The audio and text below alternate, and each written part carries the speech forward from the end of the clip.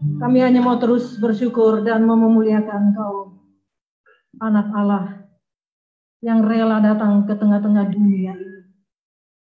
Hanya untuk kami manusia yang berdosa. Kami rindu di dalam ibadah Natal ini, kami tetap dibawa untuk bersyukur dan memuliakan Engkau, Tuhan.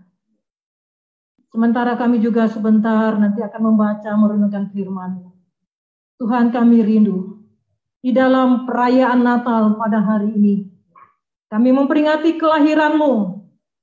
Engkau lahir ke tengah-tengah dunia ini untuk kami. Engkau tinggalkan kemuliaan-Mu hanya untuk kami manusia yang berdosa. Siapa kami, Tuhan? Bawalah kami pada saat ini dalam kerendahan untuk mengatakan di dalam diri kami, Tuhan, mampukan kami menjadi bejana yang indah untuk memuliakan Engkau. Pakai hidupku untuk memuliakan Engkau. Supaya di zaman ini yang kami tahu, kami bukan menjadi anak-anak Tuhan yang terhilang, tapi kami menjadi orang-orang percaya yang cahayanya semakin terang di tengah-tengah kegelapan dunia ini. Bapa di sorga, kami datang kepadamu pada saat ini. Biarlah Tuhan Kau terus melawat kami, memberkati kami. Pimpinlah kami Tuhan, supaya kebenaran firman Tuhan yang sebentar kami baca, kami renungkan, akan membawa kami semakin mengerti apa yang seharusnya kami miliki, kami kerjakan di dalam gambaran hidup kami sebagai orang-orang percaya yang sudah menerima keselamatan yang daripada Tuhan. Terpujilah Engkau Tuhan. Berbicaralah kepada kami pada saat ini di dalam ibadah Natal ini Tuhan. Karena kami sudah siap membaca dan mendengarkan kebenaran firman. Di dalam Tuhan Yesus Kristus yang adalah Tuhan dan Juru Selamat kami. Pemilik hidup kami. Yang berdaulat atas hidup kami. Kami sudah berdoa. Amin. Silakan duduk Bapak Ibu. Bapak Ibu Saudara yang dikasih, saya seperti tadi mungkin izin ya buka ini. Ya. Kita memuji Tuhan. Tahun lalu kita tidak bisa ada bersama di gereja, betul ya? Semuanya kita termasuk saya. Saya ada di rumah, tidak bisa merayakan Natal ke gereja. Tapi tahun ini Tuhan izinkan kita ada di rumah Tuhan. Walaupun mungkin masih ada jemaat yang ada di rumah, tapi yang pasti keadaan atau situasi di tengah-tengah zaman kita pada saat ini, di masa pandemi tahun ini, ada hal yang baik. Saya percaya, karena banyak orang percaya berdoa. Termasuk semua anak-anak Tuhan yang ada di gereja ini. Kita bergumul bersama, kan gitu ya. Kita tahu, Dia Allah, Tuhan yang kita kenal di dalam Tuhan Yesus Kristus, yang sudah datang ke tengah-tengah dunia ini. Yang kita rayakan kedatangannya hari ini. Kita mau terus mau melihat pekerjaannya terlalu sempurna. Amin ya Bapak Ibu ya. Terlalu sempurna. Dan saya lebih menaikkan syukur saya kepada Tuhan. Karena saya bersama dengan rekan saya di sini sebenarnya ya, Ibu Rostiana Purba, Ibu Pendeta Rostiana Purba. Kami datang, dia datang dari Jakarta, saya datang dari Bandung. Kita ada di Kota Batam ini hanya satu kok. Kerinduan kami untuk melihat pekerjaan Tuhan yang sudah dikerjakan oleh ada keluarga hamba Tuhan yang mereka hatinya untuk melihat suku-suku terabaikan. Suku Laut, suku Melayu, itu adalah saudara kita. Saya tidak ngerti. Bapak Ibu sudah tahu nama saya Desiana Nenggolan, sudah tahu dari mana ya. Tapi hati saya Tuhan taruh itu untuk melihat saudara-saudara saya suku Laut dan suku Melayu. Karena apa? Hanya satu. Karena Tuhan Yesus sudah mengerjakan yang sempurna. Dia meninggalkan kemuliaannya, dia datang ke tengah dunia ini supaya apa?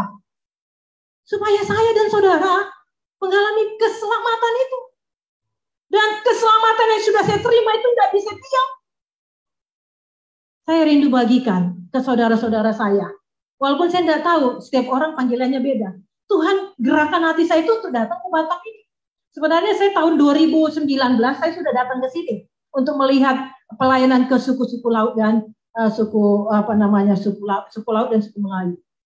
Beberapa pulau kami sudah pergi. Pengalaman pertama yang diajak oleh keluarga yang mereka hatinya luar biasa untuk pekerjaan Tuhan. Naik pompong itu ya. Siapa yang sudah pernah naik pompong? Gak ada safety-nya itu ya. Tidak ada pelampungnya ya. safety-nya Tuhan, kan gitu.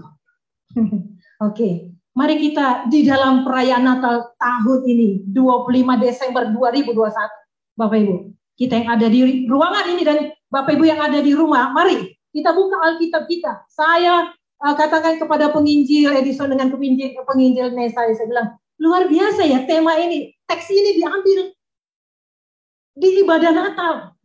Yohanes pasal yang ke-10, ayat yang ke-10. Mari Bapak Ibu, tapi nanti saya ajak kita untuk membaca lagi satu bagian firman Tuhan dari Lukas pasal yang kedua, ayat yang ke dan sampai ayat yang ke ke 10 sampai ayat yang ke-11. Izinkan saya untuk naikkan ini. Mari kita melihat bagian firman Tuhan ini. Saya akan membacakan. Bapak Ibu silakan membuka Alkitabnya maupun membuka mungkin ada di HP saudara. Yohanes pasal yang ke-10, Injil Yohanes pasal yang ke-10 ayat yang ke-10. Pencuri datang hanya untuk mencuri dan membunuh dan membinasakan. Aku datang, Yesus datang, supaya mereka mempunyai hidup dan mempunyainya dalam segala kelimpahan. Kemudian satu bagian firman Tuhan lagi di dalam Injil Lukas pasal yang kedua ayat 10 sampai yang ke-11 berbunyi demikian. Lalu kata malaikat itu kepada mereka, jangan takut. Maksudnya jangan takut sama sekali. Sebab sesungguhnya aku memberitakan kepadamu kesukaan besar untuk seluruh bangsa. Hari ini telah lahir bagimu juru selamat, yaitu Kristus Tuhan di kota Daud. Minta tolong, boleh bantu saya untuk itu? PowerPoint-nya. Ada di PowerPoint-nya itu. Nah, Bapak Ibu, tema kita luar biasa ya, bicara tentang Yesus datang membawa hidup yang berkualitas. Kata berkualitas nggak muncul di dalam Yohanes pasal yang ke-10 ayat 10. Ya. Tapi kalau dilihat kata itu sebenarnya mengarah kepada hidup yang berkualitas. Nah, ini dia. Karena kata yang dipakai di situ di dalam Alkitab Perjanjian Baru itu, ya, kata polison itu maksudnya apa? Yang istimewa. Sesuatu yang berbeda, yang melampaui yang normal itu, berkualitas. Nah, yang kita bisa lihat dari bagian firman Tuhan ini, ya. Kita melihat ada gambar yang dikatakan, aku datang. Siapa yang datang? Yesus. Ini sebenarnya sebelumnya adalah perumpamaan Bapak Ibu. Sehingga di dalam ibadah Natal ini kita diajak untuk melihat hal yang sebenarnya paling mendasar di dalam hidup kita. Aku datang yang dikatakan di situ. Kemudian dikatakan aku datang apa?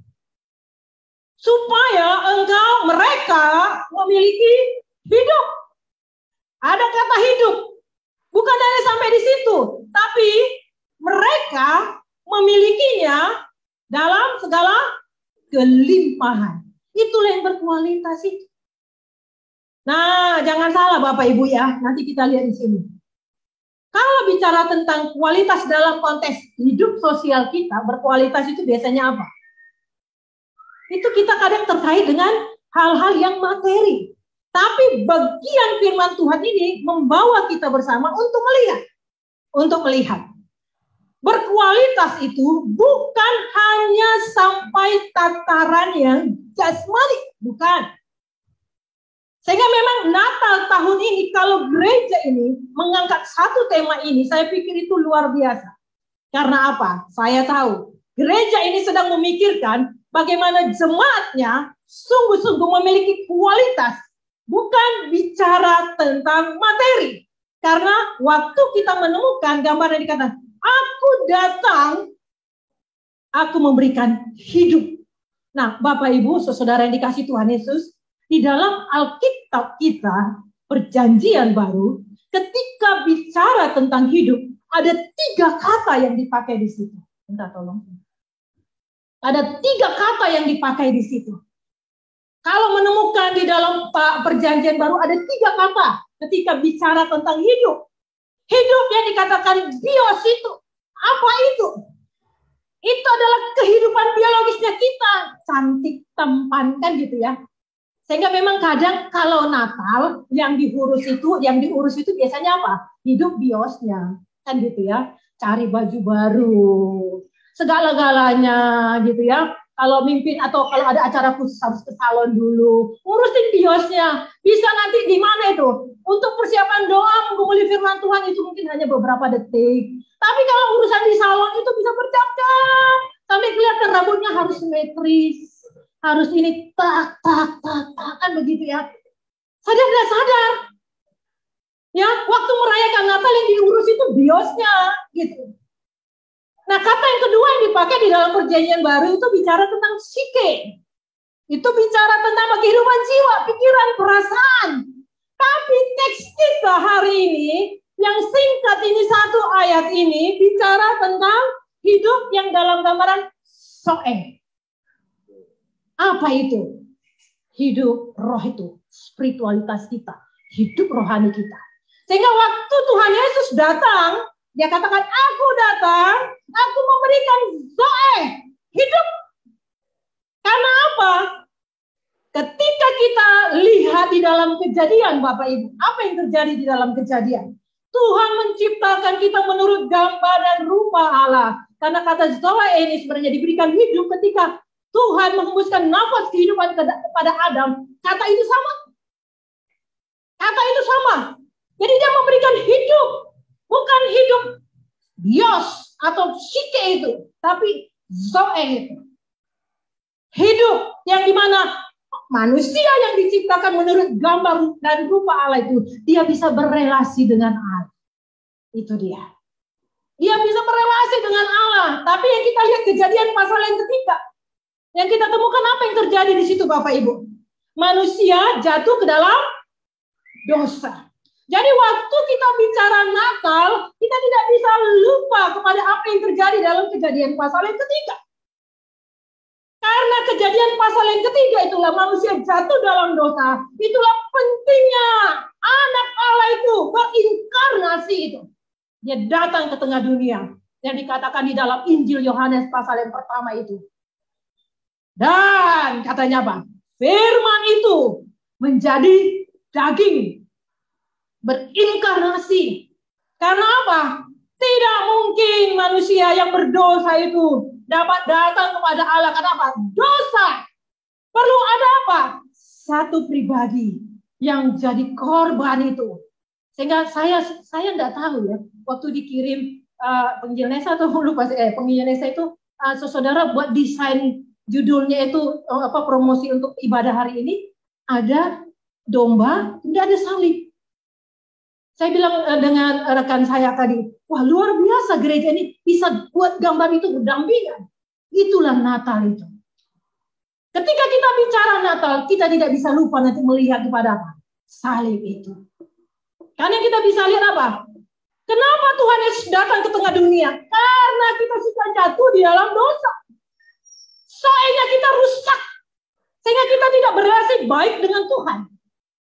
Sehingga walaupun kita secara fisik baik, mungkin secara pikiran baik, mungkin. Tapi hidup rohani kita rusak. Tuhan perlu pulihkan.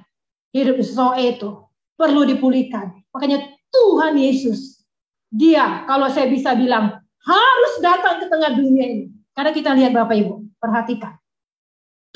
Tuhan Yesus datang ke tengah dunia ini. Rencana keselamatan yang hadir ke tengah dunia ini. Bukan nanti pada itu tiba-tiba muncul idenya. Bukan. Tapi di dalam kekekalan Allah itu. Allah sudah merancangkan keselamatan untuk manusia. Ini yang kita bisa lihat.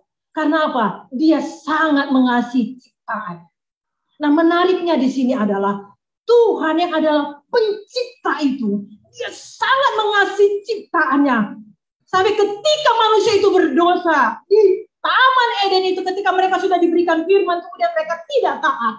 Dan manusia itu jatuh ke dalam dosa. Tapi yang kita bisa lihat Tuhan memanggil manusia itu yang dikatakan, Adam, Adam di manakah engkau? Kan begitu ya. Adam, Adam di manakah engkau? Apakah Tuhan membuang? Tidak. Karena kita bisa mengerti Bapak Ibu, ini hal yang luar biasa di dalam kekristenan. Kita mengerti Tuhan yang kita sembah itu, yang kita kenal di dalam Tuhan Yesus Kristus itu. Konsep Tuhan di dalam orang Kristen itu adalah Tuhan ketika dia mencipta, dia juga apa? Dia beserta, makanya ada istilahnya itu providensia.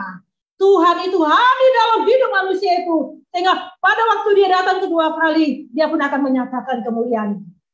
Konsep Tuhan di dalam kekristenan itu beda dengan saudara-saudara kita yang lain. Karena Tuhan yang menciptakan kita, tidak membiarkan kita, tidak meninggalkan kita. Sehingga kita bisa lihat hari ini kita merayakan Natal. Itu satu bukti bahwa Dia selalu ada bagi kita Bapak Ibu. Tidak pernah meninggalkan kita, ciptaannya walaupun kita berdosa. Ini yang kita bisa lihat. Jadi yang kita bisa lihat kemudian ketika kita berbicara tentang hidup itu. Di dalam Yohanes pasal yang ke-10 ayat yang ke-10 yang dikatakan, aku datang, aku memberikan hidup. Hidup mereka mempunyainya dalam segala kelimpahan. Nah, kembali kita bicara kelimpahan bukan bicara tentang apa? Teologi prosperity, kemakmuran, bukan. Banyak gereja bicara apa? Ikut Tuhan tidak pernah sakit, selalu sukses, usahanya diberkati. Bukan di situ titik poin kita sebagai orang percaya. Apa yang kita bisa lihat? Kalimat kalau dimunculkan ini, kita melimpah. Kenapa? Karena kita memang di hadapan Tuhan adalah ciptaan yang dikasihi. Sehingga saya ingin katakan Bapak Ibu, mulai terus. Yang kita bisa lihat, Natal itu, saya coba mendefinisikan Natal itu. Natal itu adalah merombak dan apa? Membangun pemikiran baru. Harus dihancurkan. Ya, merombak dan membangun pemikiran baru. Di mana kita lihat pada akhirnya Natal itu hadirkan hidup yang berkualitas. Nah, kalau nanti saya bicara berkelimpahan itu sama dengan berkualitas yang kita munculkan di dalam tema. Jadi, ketika kita bicara Natal, ada hal yang dirombak dan dibangun di dalam pemikiran kita. Saya pakai kalimat ini, saya tidak pakai kata paradigma. Sebenarnya ini gambaran bagaimana paradigma orang percaya itu dirubah. Tapi pemikirannya, karena waktu kita bicara tentang pertobatan, karena waktu Yesus datang, yang ada itu, kita orang yang percaya, kita berespon dengan keselamatan yang Dia berikan ke kita, ada terjadi pertobatan. Dalam bahasa Alkitab Perjanjian Baru dipakai kata metanoia. Meta dan nos itu. Nos, pikiran yang dirubah itu. Supaya apa? Pikiran-pikiran lama itu ditinggalkan. Makanya kan yang dikatakan orang lahir baru, dia tidak lagi mengenakan pakaian yang lama kan, tapi dia mengenakan pakaian yang baru. Jadi kita lihat di sini hidup yang berkualitas itu apa? Hidup rohani yang berkelimpahan. Hidup baru yang berkelimpahan. Karena teks kita ini membawa kita untuk melihat kata horizon nanti itu adalah hidup baru yang berkelimpahan. Nah, sekarang menjadi pertanyaan kita Bapak Ibu. Ketika kita bicara tentang bagaimana hidup yang berkualitas itu, kan begitu ya. Bagaimana hidup yang berkelimpahan itu? Yang pertama yang kita lihat di dalam ibadah Natal kita pada hari ini, kita dibawa untuk melihat kepada bagian memang yang semua kita sebenarnya sudah tahu. Yang kita tahu, pertama, Yesuslah sumber hidup yang berkelimpahan itu. Di luar Dia tidak ada jaminan itu. Makanya betapa orang ruginya orang yang kalau dia tidak memiliki Yesus dalam hidup. Saya teringat kemarin ya, ketika ya rekan kami keluarga yang di sini mengajak kami, ya saya orangnya dari Sumatera Utara, katanya di sini ada mie pangsit Medan, kan begitu ya.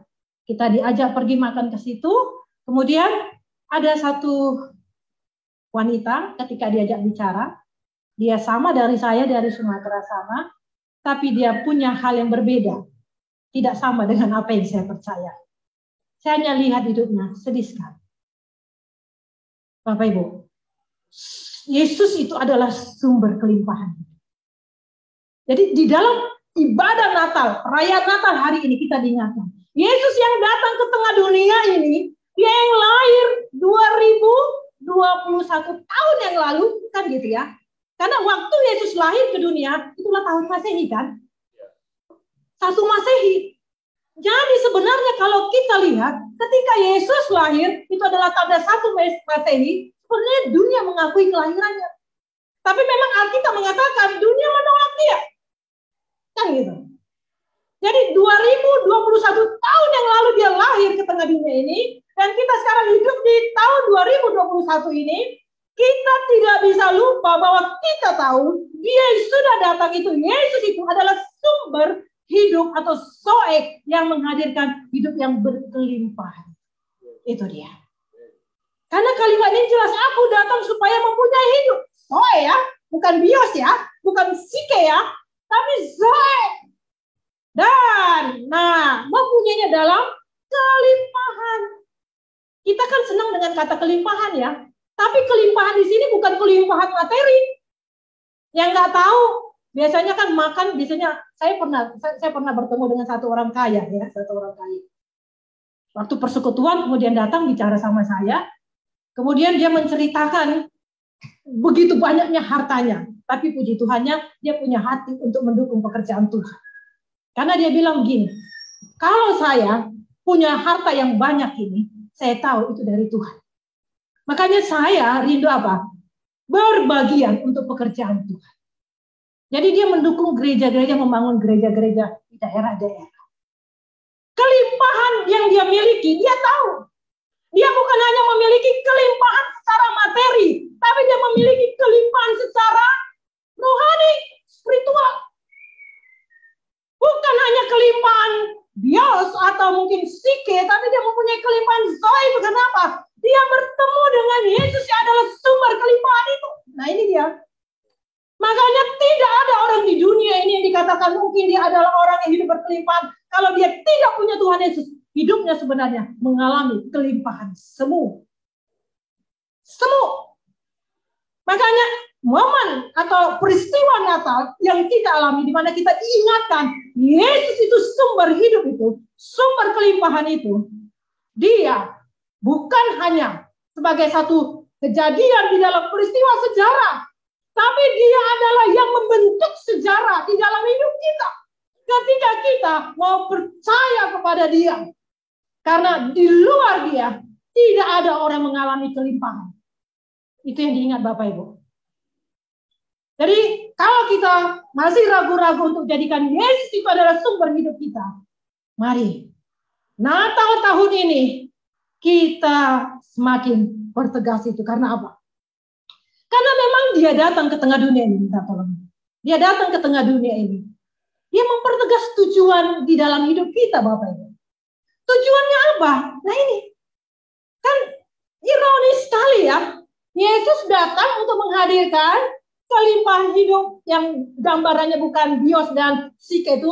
Kelimpahan hidup yang itu hidup rohani yang melimpah itu. Tapi manusia menolak dia. Jelas-jelas ini dikatakan, aku datang supaya engkau memiliki hidup dan memilikinya dalam segala kelimpahan. Pasti. Karena di dalam Tuhan Yesus segala sesuatu pasti mempertegas tujuan yang ada di dalam hidup kita. Makanya kalau Yesus datang, dia adalah sumber itu. Damai Natal itu, sukacita Natal itu hadir. Kalau sukacita dan damai Natal itu ada, kenapa harus ada ruang keraguan di dalam hidup kita orang percaya? Termasuk pada waktu kita merayakan Natal. Kenapa harus ada ruang keraguan di dalam hati kita? Seharusnya ketika orang tahu menerima dia, Yesus anak Allah yang lahir itu, lahir di dalam hidupmu, dia sumber kelimpahan di dalam hidupmu. Kelimpahan secara rohani ya, bukan jasmani Bapak Ibu ya. Yang membawa kita mengerti tujuan hidup kita. Yang kita bisa lihat adalah kita mengalami damai itu. Sehingga waktu kita mengucapkan selamat Natal kepada teman-teman kita, semoga kiranya sukacita Natal atau damai Natal. Saya harap itu bukan hanya sebatas kata-kata, tapi kita alami. Sehingga tidak ada ruang-ruang keraguan. Kita akan mengakhiri tahun ini Bapak Ibu. Tidak ada ruang keraguan, tidak ada ruang, tidak ada harapan. tidak ada ruang kebimbangan di dalam hati kita. Tapi yang ada adalah kepastian. Karena Yesus yang lahir itu, yang kita peringati hari ini, kelimpahan hidup yang diberikan kepada kita. Kembali ya, bukan hidup biasa ya, bukan hidup psike ya, tapi hidup soul. Karena itu yang Tuhan mau. Karena apa? Karena dia harus menyelesaikan apa yang salah di dalam hidup manusia ketika manusia sudah jatuh dalam dosa, dalam peristiwa yang kita lihat di dalam Kejadian pasal yang ketiga itu. Yesus itu adalah sumber kelimpahan. Kalau dia adalah sumber kelimpahan itu, kelimpahan hidup yang kedua yang kita bisa lihat. Kelimpahan hidup yang kita alami adalah Yesus itu. Yang dikatakan di dalam ayat yang ke-7. Dalam ayat yang ke-9 dikatakan, akulah pintu. Menarik. Teks ini sebenarnya memberikan satu gambaran yang luar biasa. Kalau Bapak Ibu nanti mungkin di gereja mengadakan pendalaman Alkitab. Aku adalah pintu. Orang yang masuk pada pintu itu, dia mengalami keselamatan. Karena digambarkan di situ. Aku adalah gembala yang baik. Bapak Ibu perhatikan. Dalam teks ini di dalam Injil Yohanes digambarkan kata, aku adalah. Dia ingin menegaskan, hanya akulah yang memberikan keselamatan. Di luar aku, tidak ada yang bisa memberikan keselamatan. Orang katakan apa? Banyak jalan menuju Roma, betul ya? Tapi hanya satu jalan menuju surga di dalam Yesus Kristus. Makanya betapa pentingnya dia harus datang ke tengah dunia. Kalau dia tidak datang, yang ada itu apa? Semua kita binasa, Bapak. Nah, waktu kita meresponi dia adalah sumber hidup kita dan dia hadirkan kelimpahan hidup. Kemudian sementara kita lihat hidup kita, wah, saya masih ada dalam kesusahan. Yang kita bisa lihat ada hal, ya, tanda kutip sekolahnya Tuhan untuk setiap kita. Dalam perjalanan hidup iman kita, untuk kita semakin tegas melihat kepada tujuan Tuhan itu. Jadi Bapak Ibu, indah sekali ya, hidup yang berkualitas itu dihadirkan ketika kita tahu Yesus datang itu. Karena apa? Dia datang memberikan hidup. Dia adalah pintu. Pintu untuk apa? Masuk kepada keselamatan. Saya rindu setiap kita di sini, maupun Bapak Ibu yang ada di rumah, dimanapun siapa yang mendengar pemberitaan firman Tuhan hari ini. Lihatlah keselamatan yang diberikan bagi kita. Jangan sia-siakan. Karena Tuhan Yesus mau kita menikmati kelimpahan hidup itu. Tuhan Yesus mau kita menikmati kelimpahan hidup itu. Bukan Tuhan Yesus membiarkan kita di dalam dosa itu. Yang ketiga yang kita lihat, hidup yang berkualitas itu adalah hidup yang berkelimpahan itu. Di mana kita tahu di sini adalah kita mengalami dan hidupi karya Tuhan Yesus. Kita mengalami. Bapak Ibu yang dikatakan di sini, aku, ayat yang ke-11. Aku gembala, akulah gembala yang baik. Gembala yang baik itu dia, Yesus. Dia memberikan apa? Nyawanya bagi domba-dombanya. Dia memberikan gambaran. Nah, menariknya di sini. Pada waktu itu di daerah itu ya, Timur Tengah itu, domba itu biasanya kalau digembalakan Bapak Ibu, mereka hanya tahu dengar suara gembalanya. Mereka hanya tahu suara gembalanya. Jadi kalau bukan gembalanya yang panggil, domba itu tidak akan pernah ikut suara itu. Tapi yang ada itu apa? Ketika gembalanya memanggil dengan sebutan yang ada, domba-domba itu akan ikut. Ini kan perumpamaan. Dan keadaan pada waktu sekarang, kalau Bapak Ibu mungkin nanti lihat bagaimana para gembala menggembalakan domba mereka di daerah Timur Tengah. Gambarnya seperti itu. Domba-dombanya selalu dengar. Saya melihat ada satu tayangan video. Itu cukup menarik. Cuman saya tidak bisa tayangkan karena mungkin nanti terlalu lama. Yang ada itu ketika ada orang lain yang bukan gembala itu memanggil. Misalnya gini ya. Lalalalalalala. Dombanya diam aja. Dia makan. Tapi ketika dengan sebutan yang sama. Yang disampaikan oleh gembala. Lalalalalalala. Langsung mereka datang kepada gembala itu. Secara naturnya pada waktu itu domba-domba seperti itu. Dipakai gambaran itu di dalam bagian ini ingin melihat orang yang mengerti, yang sudah menjadikan Tuhan Yesus sebagai gembalanya yang baik itu. Seperti yang digambarkan di dalam Mazmur pasal yang ke-23 dikatakan apa? Tuhan adalah gembalaku, takkan kekurangan. Gambaran gembala yang ada di dalam Mazmur pasal yang ke-23 ketika kita tarik di dalam perjanjian baru, itu satu gambaran yang sempurna sekali. Dialah gembala yang baik itu, yang membawa kita mengalami kelimpahan. Kepada rumput yang hijau itu semuanya gambaran hidup yang berkelimpahan. Bukan kelimpahan dalam materi, Bapak Ibu, hati-hati. Bukan kelimpahan bios atau psike, tapi soe. Sehingga kita bersama-sama mengalami. Jadi bagaimana mengalami dan menghidupi karya Kristus itu. Itulah hidup yang berkelimpahan itu. Hidup yang berkualitas itu adalah hidup yang mengalami dan menghidupi karya Kristus. Sehingga kita dalam perayaan Natal ini seharusnya bukan hanya sampai puas kita menikmati ibadah sukacita, mungkin nanti ada apa-apa di dalam perayaan Natal. Tapi pertanyaannya yang ada di dalam diri kita, apakah kita sudah ambil bagian untuk apa? Memberitakan siapa Yesus adalah gembala yang baik itu, yang adalah sumber hidup kelimpahan itu kepada saudara-saudara kita yang lain. Itulah yang akan membuat kita menikmati hidup yang berkelimpahan. Sehingga yang keempat yang kita bisa lihat, hidup yang berkualitas itu adalah hidup yang mengalami kelimpahan di mana dia mengenal dan mengalami Kristus. Mengenal dan mengalami Kristus.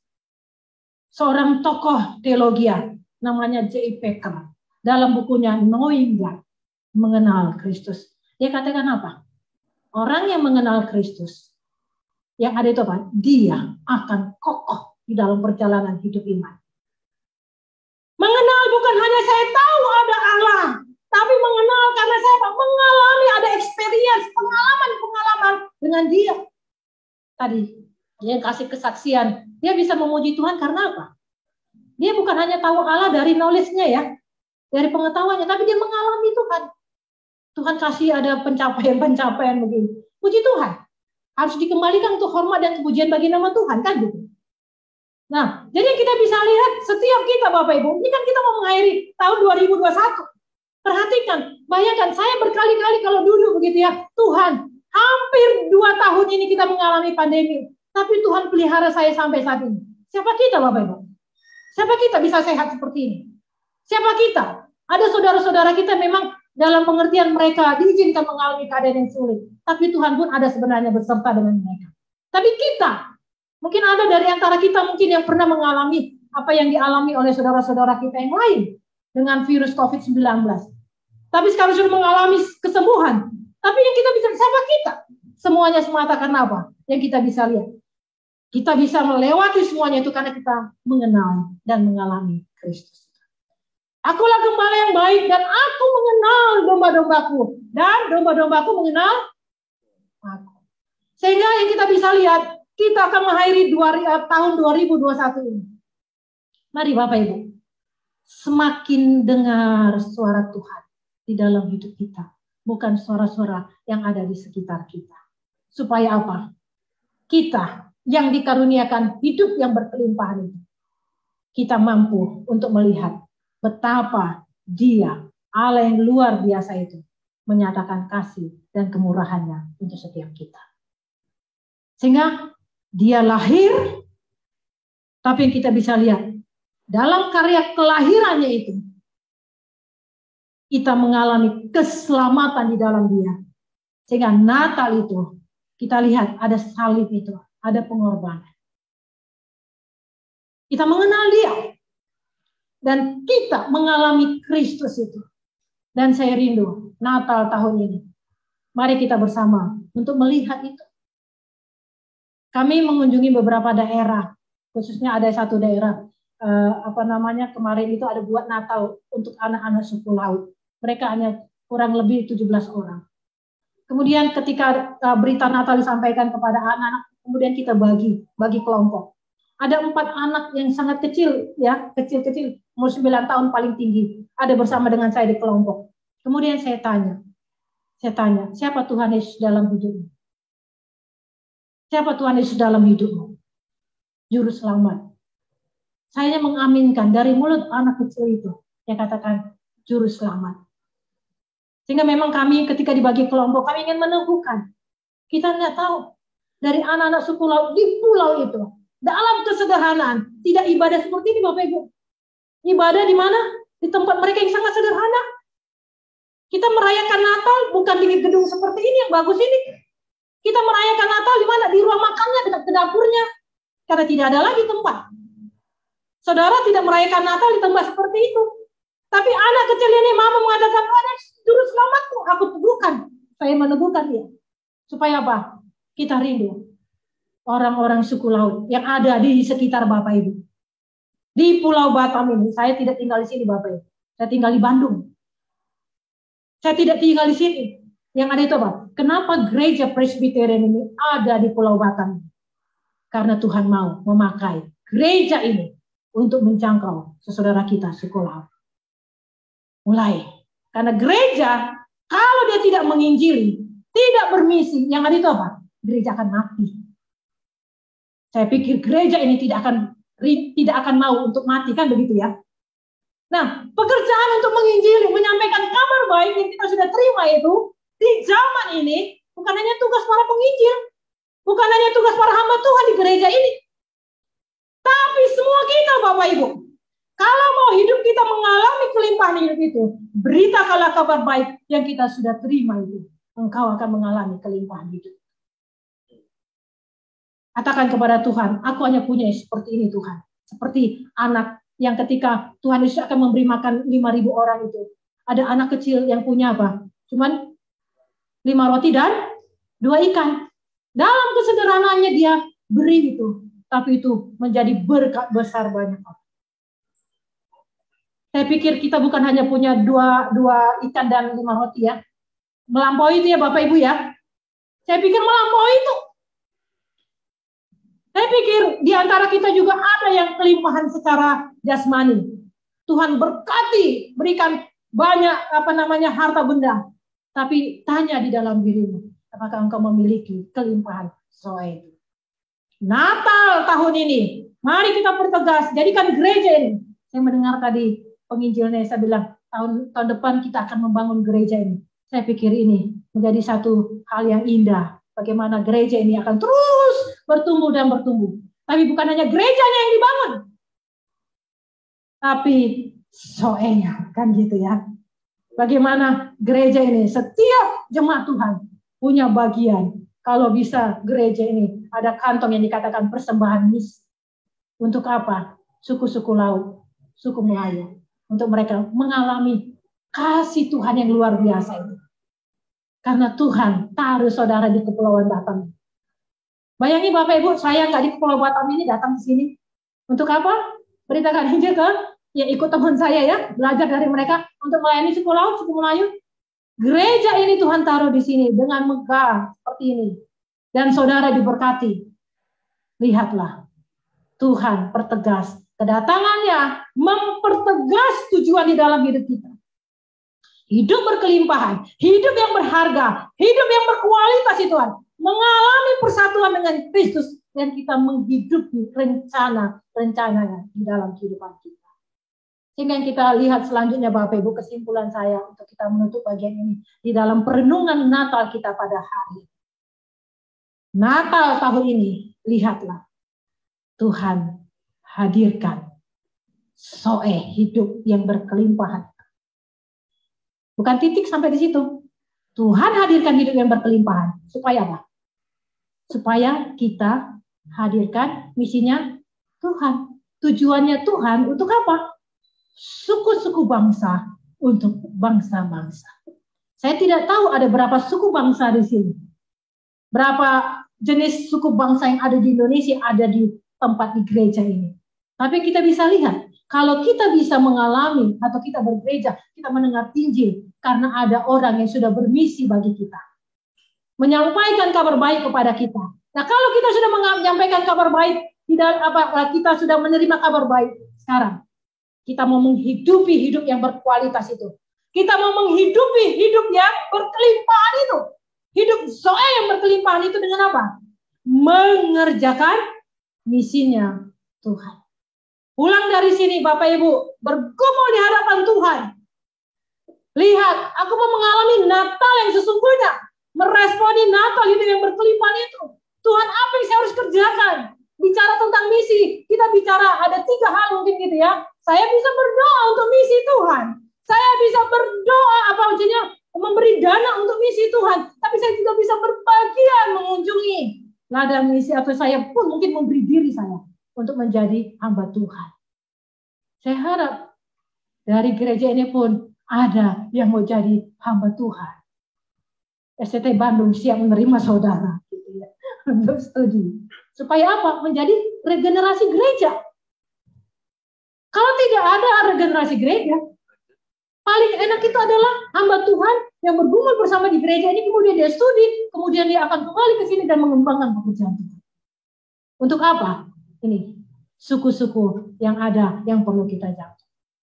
Jadi mari Bapak Ibu, Natal yang merombak dan membangun pemikiran baru itu, yang mengarahkan kita kepada tujuan Tuhan, menghadirkan hidup yang berkelimpahan, supaya apa? Hidup kita mengerjakan misinya Tuhan. Biarlah segala kemuliaan hanya bagi Tuhan. Mari kita berdoa. Bapa di sorga, kami bersyukur. Di dalam ibadah Natal pada hari ini kami diingatkan. Engkau sumber hidup berkelimpahan itu. Engkau sudah datang. Engkau sudah hadirkan. Yang luar biasa itu di dalam kehidupan kami manusia berdosa. Keselamatan di dalam Tuhan.